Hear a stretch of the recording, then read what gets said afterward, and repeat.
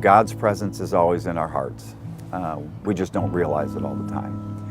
And I probably didn't realize it at the time. When I came here as a parent, I'd been a constant churchgoer, brought up in the church with my parents, thankful for that, but never really a true believer, understanding, what it was all about. Went to church, went home. Went to church, went home. Prayed, didn't know what prayer was about. And I felt that having been brought up in a public school, that's where my daughter should go to school as a grade schooler anyway. It was a financial thing, do you send your kid to a private school and spend the money for a private school? My wife said, I want to look around. And so she ventured out looking for a private school to send our daughter to. And she ended up coming home one day with a big smile on her face saying, I found it. You're going to like it because it's one of the most cost-effective private schools in the Bay Area. It's a Christian school. It's got this great campus, neat trees, and she knows that I love trees and that sort of thing. Being a developer, I love the outdoors, the wild, that sort of stuff. So she brought me down here and I fell in love with the campus also. So we enrolled Nikki in first grade, and so that was all done. That was a done deal. Well, in my subdivision that I was developing at the time, which is out in the Northwest County, I had attempted to get a sign on Van Dyke Road to direct traffic to my subdivision, and spoke with people on the phone, and they said yes, they'd be interested in letting me lease some space from them so I could put this big directional sign up.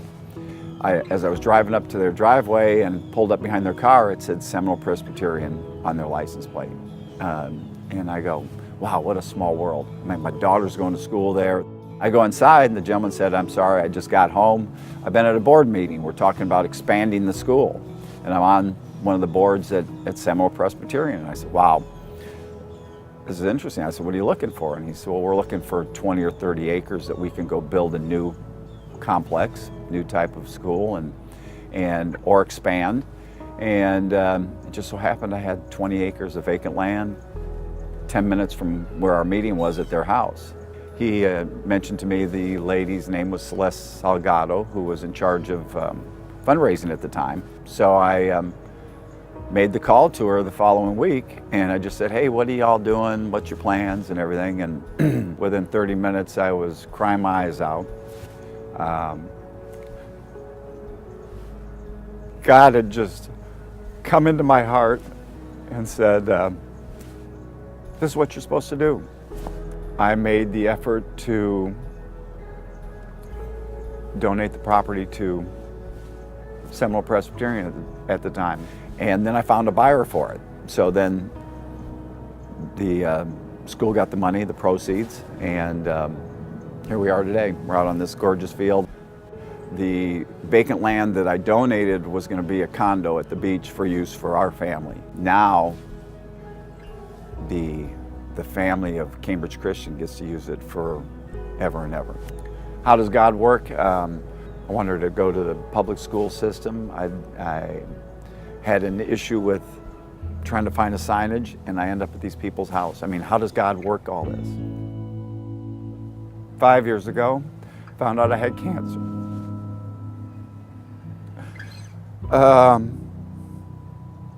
Tough time in our lives, tough time in my life. But amazing, God has purposes for everything. When I found out I had cancer, I came back to school one day after a visit to my cancer doctor, who happens to be right down the street from the campus. And I walked into the campus and wasn't feeling all that chipper, as you could probably imagine, knowing that I had to go through chemotherapy and was having kidney failure at the same time. So my cancer had gotten a little bit worse, and I ran into Bev Cooney, and Bev said, I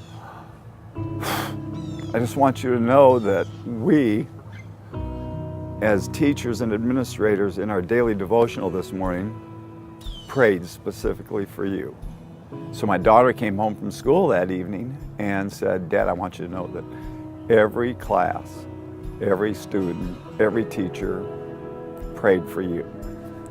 And you don't get that everywhere. How many churches, how many schools, how many places can you go that happens?